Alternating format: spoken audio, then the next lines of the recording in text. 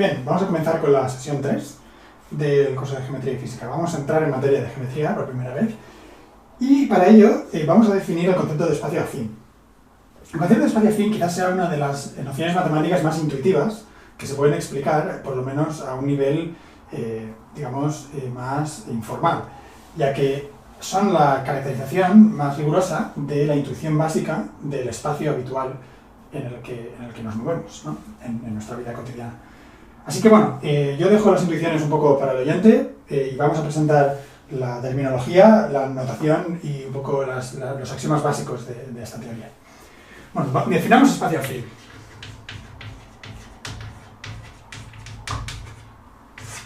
¿Qué es un espacio afín? Bueno, va a ser un conjunto M y una aplicación que vamos a llamar flecha. ¿Vale? Esta aplicación va a tener dos argumentos, va a ser una aplicación de la forma M a M en V. V es un espacio vectorial. Como hemos visto en las dos primeras clases, estamos asumiendo siempre espacios vectoriales reales de dimensión finita. ¿De acuerdo? V, espacio vectorial real, dimensión finita.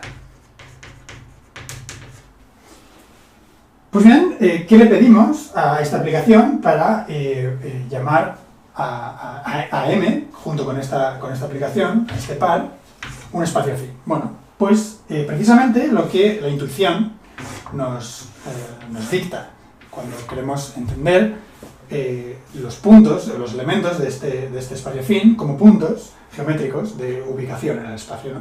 Bueno, pues supongamos que tenemos un punto P y un punto Q, ¿vale? Pues esta aplicación flecha va a ser la noción de que podemos unir esos dos puntos con un segmento direccionado, ¿no? Lo que a veces en geometría se llama un vector, precisamente. Y bien, pues, ¿con qué propiedades? Bueno, dos propiedades esenciales. La primera es que, fijado un P, puedo coger un Q arbitrario y encontrar todas las posibles flechas, ¿no? Es decir, que siempre voy a encontrar, para una dirección que yo determine, voy a encontrar un punto al que alcanzo con ese camino, ¿no? Podemos entender los vectores también como caminos, por así decirlo. Es decir, que todos los caminos llevan a alguna parte, ¿no? En ese sentido.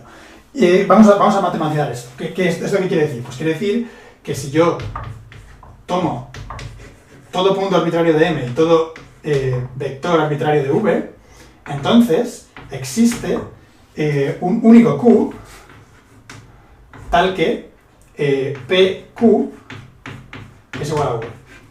¿Vale? ¿Qué quiere decir esto? Cojo P, lo fijo, pongo un V y existe un único Q tal que la flecha que estoy escribiendo coincide precisamente con la flecha de PQ. ¿Vale? Es una manera explícita de, mapear V y M.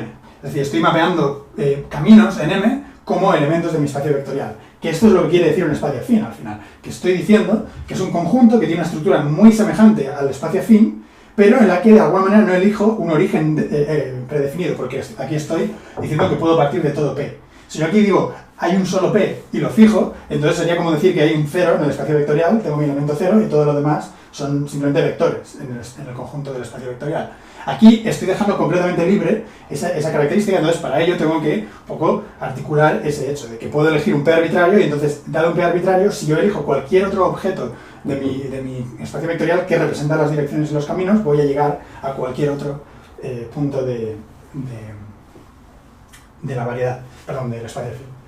Y segundo, es quizá lo más intuitivo que uno piensa cuando está pensando en espacios afines, es que el desplazamiento es independiente de camino, ¿no? Es decir, si tú quieres ir de Alicante a Valencia, da igual que lo hagas por la costa o por el interior.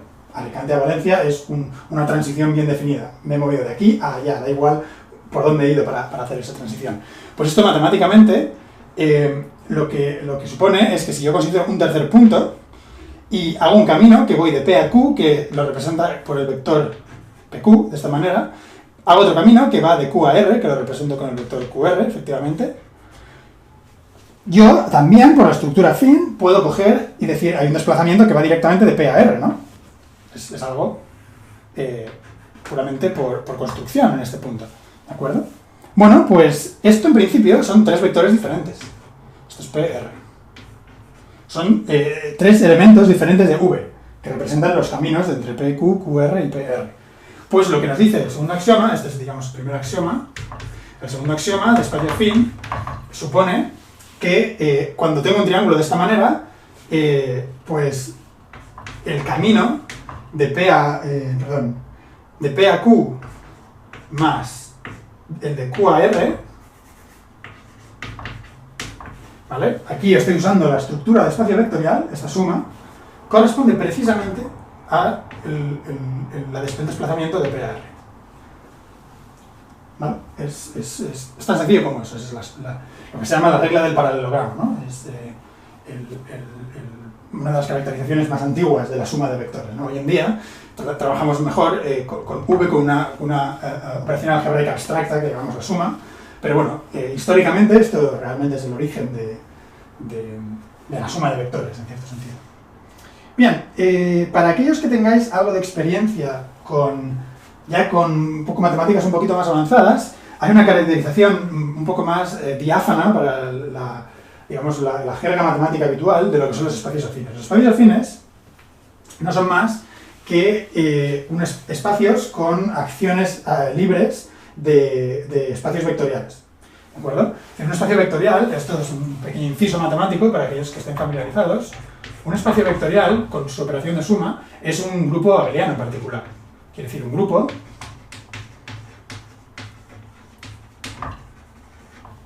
con una operación de composición de grupo que es conmutativa, además de asociativa, con identidad y demás. Y bueno, el ser espacio afín M supone que estás asumiendo que V actúa aditivamente sobre M, ¿vale? Tiene una acción, y esa acción no es una acción sin más, sino que es una acción libre, que digamos, es una acción libre y transitiva, ¿no? Es una acción que permite describir todos los puntos de M como transformaciones de otros puntos y todas las aplicaciones son invertibles, ¿no? Bueno, pues digamos, voy a poner aquí acción libre y transitiva. Esto es lo que hemos llamado espacio afín. Lo mismo que decir que M y V, espacio afín.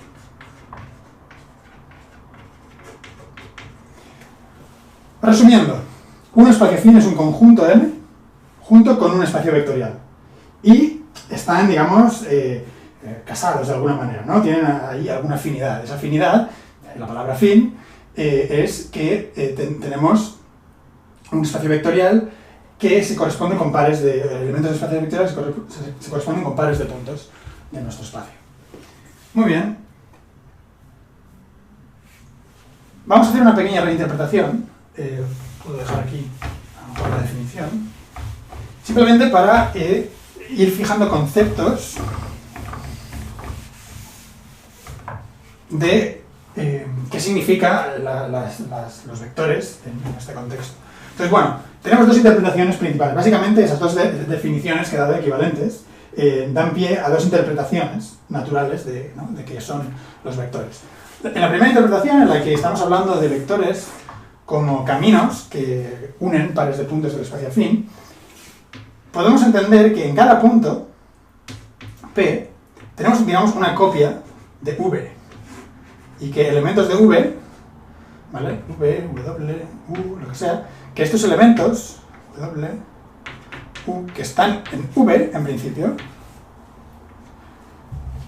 pues, de alguna manera, se pueden situar sobre P, ¿no? Yo puedo entender V como situado sobre P cuando estoy recordando el punto P. Estoy haciendo algo matemáticamente trivial, no estoy añadiendo ninguna información adicional, estoy simplemente diciendo que elijo un punto y posiciono vectores sobre ese punto. Sabemos que estas flechas, donde tienen su cabeza, tienen un punto del espacio afín, ¿vale?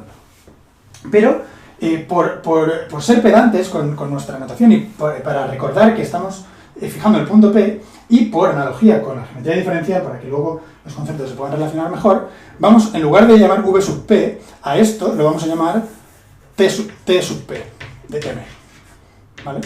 Vamos a llamar esto al espacio tangente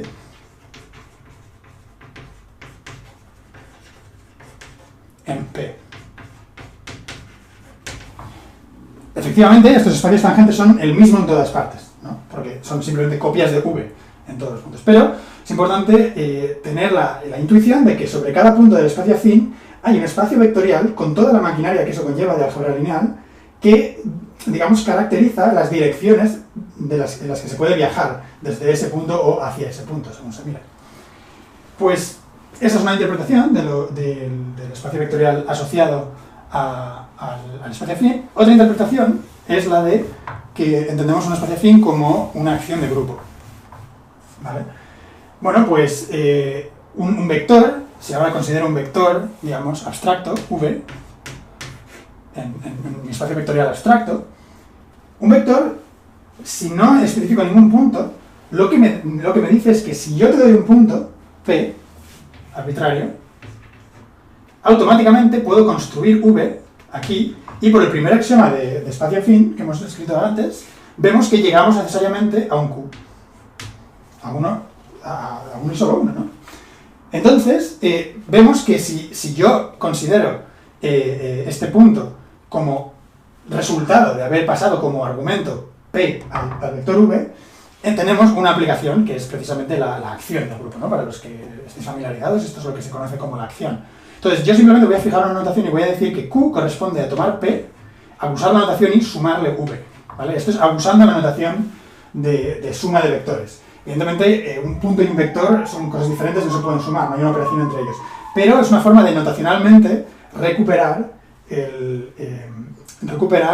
la acción de un vector, ¿no? Entonces, bueno, esto es acción porque, y la regla del paralelogramo nos permite decir que si yo tengo otro vector W, ¿vale? De esta manera yo llego a otro punto, que podemos llamarlo R, ¿vale? Ese punto R será Q más W con esta notación. Pero respecto del punto inicial, esto va a ser P más algún vector, ¿no? Llamémosle U. O sea, R también será P más otro vector. Déjame escribir esto aquí. ¿No? Este vector de aquí, llamémosle U, me va a permitir escribir R también como P más W. Pero es que resulta que P es Q más V. Pues, efectivamente, tenemos que es P más... tenemos R, que es Q más W. Y, puesto que Q es P más V, tenemos que P más V más W, más U, W, ha de ser lo mismo que P más U, este U. ¿Pero ese U qué es? Ese U es el U que cierra el paralelogramo entre V, W y U. Por lo tanto, es V más W. ¿De acuerdo? Por lo tanto, esto, por la regla del paralelogramo, es precisamente P más U más W. Por lo tanto, hemos llegado a la fórmula de acción de grupo, ¿vale? La fórmula de acción de grupo es que actuar con dos elementos del grupo es lo mismo que actuar con la combinación de los elementos del grupo, con la multiplicación del grupo, ¿vale? La multiplicación del grupo aquí la operación del grupo es la suma, ¿vale? Pues actuar sobre P con la suma es lo mismo que actuar primero con V y luego actuar con W. Muy bien. Pues esto es lo que se conoce como traslaciones. Esta es la interpretación de V como una traslación. Es otra interpretación de un vector. Estupendo. Bueno, pues vamos a introducir subconjuntos de un espacio afín para hablar de un poco qué sucede dentro de este terreno. Entonces, bueno, llamamos, antes que nada, vamos a identificar un subespacio. Supongo, espero que estéis todos familiarizados con subespacios de espacios vectoriales. Identificamos un subespacio, que podemos entenderlo como un subespacio de transformaciones, ¿no? Una serie de transformaciones que vamos a considerar, o puede considerarse como que en cada punto del espacio afín una serie de direcciones, ¿de acuerdo? Y vamos a considerar, bueno, dos subconjuntos, S1 y S2, de M, ¿vale? Que pueden ser, pues eso, estoy aquí, pues, dos subconjuntos, ¿no? Donde sea, como dos regiones de M. Esa es la intuición. Decimos que S1 es paralelo a S2 cuando pasa lo siguiente. Que para todo par PQ en S1 y todo par, esto es P1, P2, esto es P2, perdón, esto es P2, P3, Q2, en S2, tenemos la propiedad de que para cualquier par en S1 y cualquier par en S2, los vectores que formamos pertenecen al mismo subespacio U. ¿De acuerdo? O sea, esto digamos que es U paralelismo, para ser precisos.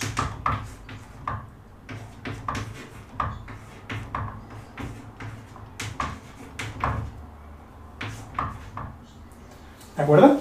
Cualquier vector que une puntos de S1 es paralelo o pertenece al mismo subespacio que vectores que son que unen pares de puntos de S2. Y bueno, para ser más específicos que esto, o sea, esto es un poco generalista, es simplemente decir pues que, por ejemplo, si os imagináis un espacio afín como un espacio tridimensional y os imagináis dos regiones que son planas, digamos, tienen una forma arbitraria, pero son planas, y viven en planos que son paralelos entre ellos, ¿no? Pues esto sería un ejemplo de U-paralelismo entre esos dos subconjuntos. No tiene por qué ser los subconjuntos en sí, no tienen por qué ser planos o rectas o algo así, sino que, digamos, que viven en espacios que son paralelos entre ellos, ¿no? Son paralelos relativo a un subespacio. Pero un poco más específico que esto, y ya hemos hablado, ¿no?, de planos en este mismo ejemplo intuitivo, está la construcción de subespacio afín.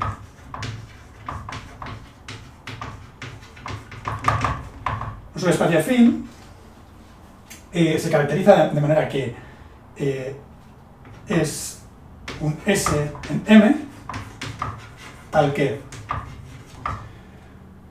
bueno, la propiedad esencial es que existe un U subespacio de V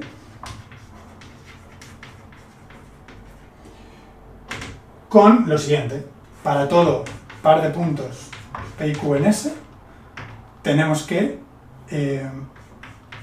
PQ pertenece a S. ¿De acuerdo?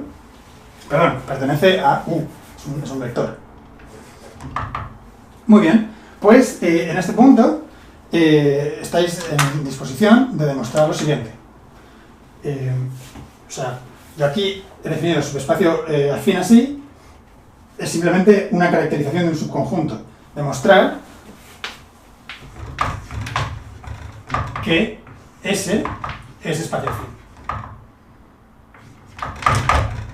Es decir, uno puede restringir la estructura de espacio afín de M a S y ver que en particular S se convierte en un espacio afín. Y ya anticipo que el espacio vectorial asociado va a ser U, visto como espacio vectorial el mismo como subespacio.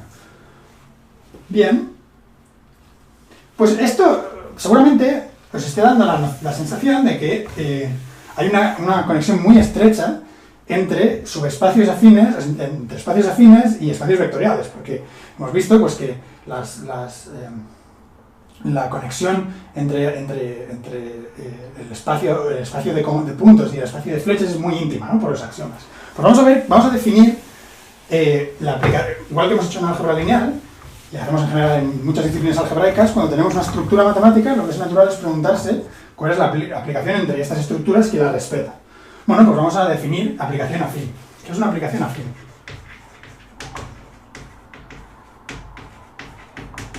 Entre dos espacios afines, M y V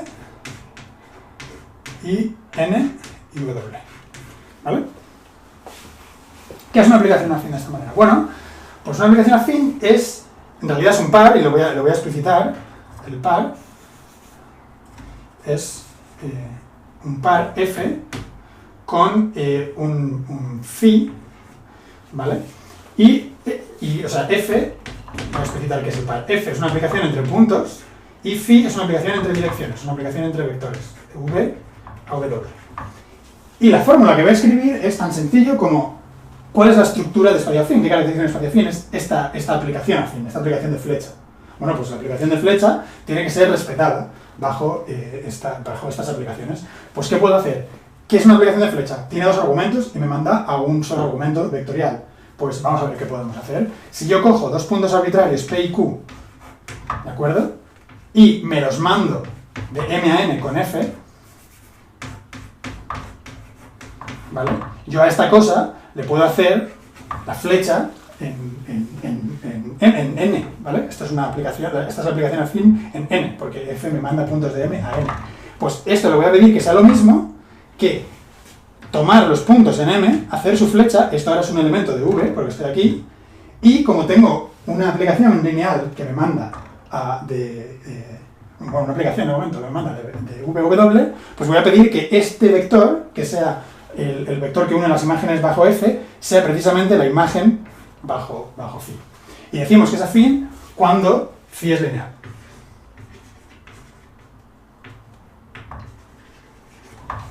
¿De acuerdo? Es decir, que la afinidad de esta aplicación F se reduce a la linealidad de la aplicación phi. Daos cuenta que no estamos pidiendo, de F solo estamos pidiendo que sea compatible con la estructura afín. Pero digamos que algebraicamente lo único que estamos pidiendo es que phi sea lineal. Porque evidentemente no hay una estructura algebraica en los puntos del espacio en sí. Entonces, bueno, podéis ver aún más enfáticamente en esta definición cómo los espacios afines son, digamos, ir un poquito más allá de los espacios lineales. Es en realidad, como decíamos antes, la noción de que hemos liberado el origen de nuestro espacio vectorial. Entonces, el precio que pagamos por liberar el origen es que ahora nuestras aplicaciones, en lugar de ser simplemente una aplicación de espacio-espacio, pues son una aplicación de puntos a puntos y luego tenemos una aplicación secundaria que nos mapearía las direcciones en cada punto y demás, ¿no? Bueno, pues esta es la noción de aplicación afín. Bueno, pues este tema de que los espacios afines y los espacios vectoriales están muy íntimamente relacionados se puede hacer muy explícito, se puede ver muy explícitamente con el siguiente ejercicio. Vamos a verlo. Y, bueno, esto consiste en básicamente que todos los espacios vectoriales son, de manera natural, espacios afines. ¿De acuerdo? Entonces, sea V espacio vectorial,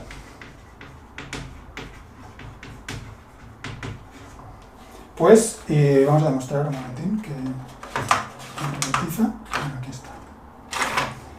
Pues vamos a demostrar, y esto lo dejamos como ejercicio, demostrar que siempre podemos definir una aplicación afín, quiero decir, una aplicación flecha, de esta manera. Yo voy a tomar el espacio vectorial como conjunto, como si fuera mi espacio afín. Y voy a suponer que V con sí mismo, V con V, es un espacio afín. O sea, voy a demostrar, quiero decir. Entonces, si tomo dos argumentos, V y W, la flecha de estas dos cosas, V, W, la defino como W menos V. ¿Vale? A muchos de ustedes sonará de, sí, cuando utilizo vectores de posición tengo que restar los vectores para hacer el vector de desplazamiento y demás. Es precisamente lo que está diciendo esto. Bueno, pues con esta definición, demostrar que esto induce o otorga a V con V estructura afín. Sin más. ¿De acuerdo? Así vemos cómo todos los espacios vectoriales son espacios afines. Y de hecho, se puede demostrar que como espacios afines son todos isomorfos al espacio vectorial que llevan asociados. ¿Vale? Es decir, que este espacio afín genérico M es, de hecho, isomorfo a este espacio vectorial. ¿Cómo se realiza la isomorfía? Bueno, se realiza eligiendo un punto, un origen, y entonces utilizando el primer axioma de caracterización, ¿no? Ese axioma de totalidad, que en el contexto de acciones de grupos es el hecho de que la acción sea libre y transitiva, y entonces puedes ver que efectivamente hay una correspondencia 1 a 1 entre vectores y puntos. Por lo tanto tienes una biyección, y puedes demostrar que esa biyección es precisamente afín, es decir, tiene la propiedad de ser una aplicación afín entre el espacio afín M y este espacio afín definido de manera natural para todo espacio vectorial. ¿De acuerdo? Es una manera como de cerrar el bucle y de haber vuelto al principio y haber dicho, bueno, hemos partido de una definición que aparentemente iba más allá de los espacios vectoriales. En realidad, en algún sentido técnico, quizás más algebraico, no va más allá de los espacios vectoriales, pero conceptualmente es muy importante que sí que nos da una estructura para hablar de puntos sin necesidad de tener una referencia fija de un origen. Y eso es lo más importante de los espacios afines, que son, digamos, espacios vectoriales en los que nos hemos olvidado del origen, ¿no? Esa es un poco la intuición básica. Muy bien. Pues vamos a introducir, antes de terminar, una estructura que es muy habitual en el contexto clásico de los espacios afines, ¿no? Los espacios afines, como tal, a lo largo de la historia de las matemáticas no se han usado tanto, ¿no? Puedes imaginarte, bueno, estos son los espacios intuitivos que yo me imagino que Euclides, los griegos, los egipcios podrían estar utilizando. En realidad, en un sentido técnico, los espacios que han utilizado siempre son lo que llamamos espacios Euclides. Y entonces vamos a definir exactamente qué quiere decir eso. Un espacio Euclides va a ser un espacio afín con una estructura adicional que aún, digamos que limite más aún y concretice todo mucho más, ¿no? Vamos a ver esta estructura, qué es lo que es. Bueno, pues vamos a primero definir qué es una estructura métrica, qué es una métrica en un espacio afín. Pues no es más, una métrica en un espacio afín no es más que considerar un producto escalar.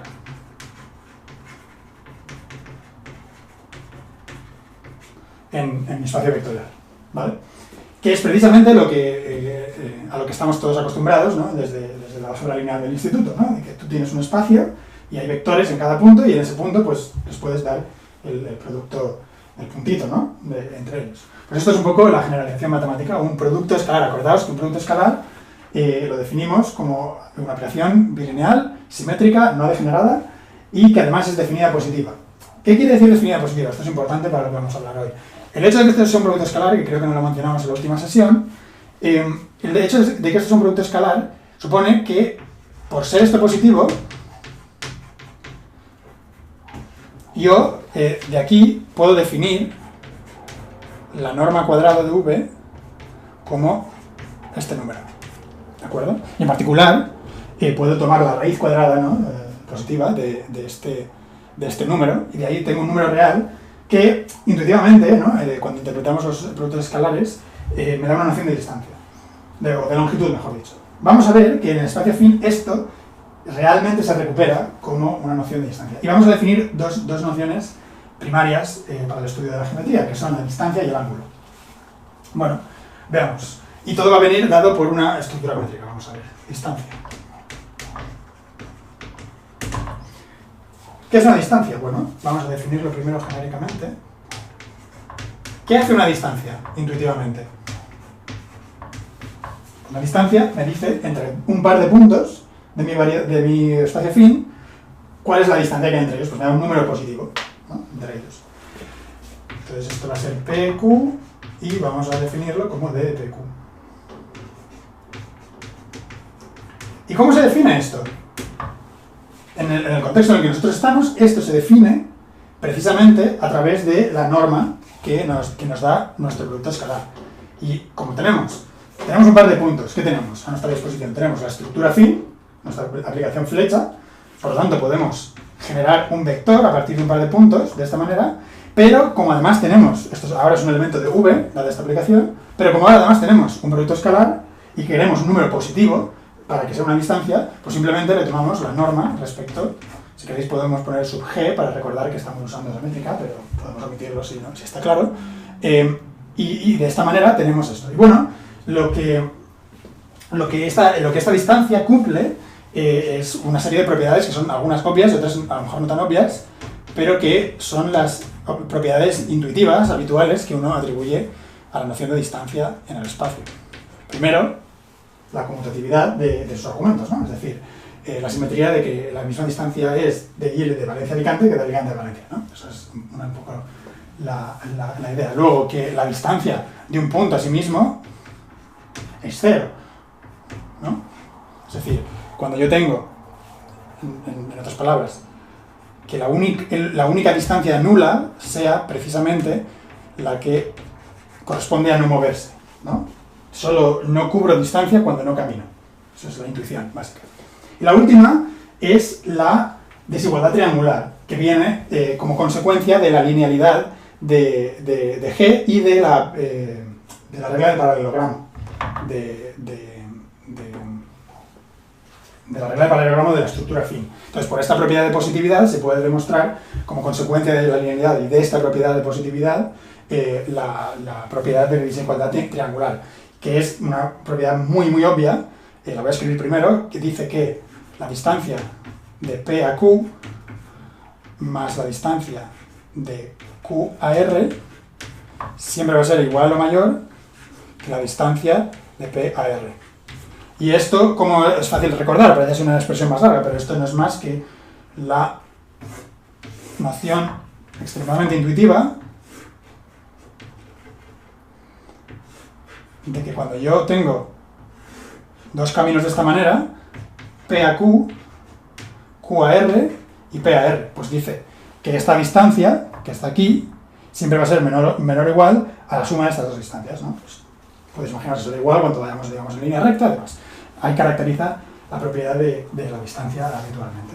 Y bueno, luego, si queréis, aunque no entraremos mucho en detalle de esto, si queréis además empezar a recuperar toda la trigonometría, uno puede hablar de este ángulo, ¿no? Con cierto detalle, y bueno, ese ángulo, pues podemos definir para él pues todas las funciones trigonométricas y demás, recuperando, porque ahora tenemos ya distancia, ¿no? Ya tenemos básicamente las reglas de medir que tenía Euclides mismo, ¿no? Así que podemos simplemente definir matemáticamente cuál va a ser la función trigonométrica básica con la que luego definamos toda nuestra maquinaria. Pues, ¿cómo definimos el coseno de este ángulo? Lo definimos como el producto escalar de estos dos vectores y lo normalizamos básicamente, de P a Q y de P a R. ¿Vale? Esto es un número real, pues acordaos que tenemos esa propiedad, y para normalizar, ¿no? Para que los cosenos siempre tienen valores normalizados, dividimos entre las normas de estos vectores, para que sean vectores unitarios. De esa forma solo estamos midiendo la apertura entre los dos vectores y no estamos, digamos, introduciendo ningún factor extra por la longitud de las direcciones, ¿no? Las estamos normalizando. Por eso dividimos por la norma de cada uno de estos dos vectores. Muy bien. Pues bien, esto es el espacio euclídeo. Un espacio con una métrica es M con VG es euclídeo. ¿Vale? Eso es un poco el resumen de cómo recuperar el espacio de la geometría clásica, ¿no? De la geometría griega, por así decirlo, con esta maquinaria que hemos ido desarrollando. El álgebra lineal primero, luego un espacio afín, donde, digamos, ponemos el álgebra lineal sobre cada punto y finalmente recuperamos las nociones de distancia y ángulo con esta noción de un producto escalar definido positivo. Nos vemos en la siguiente sesión.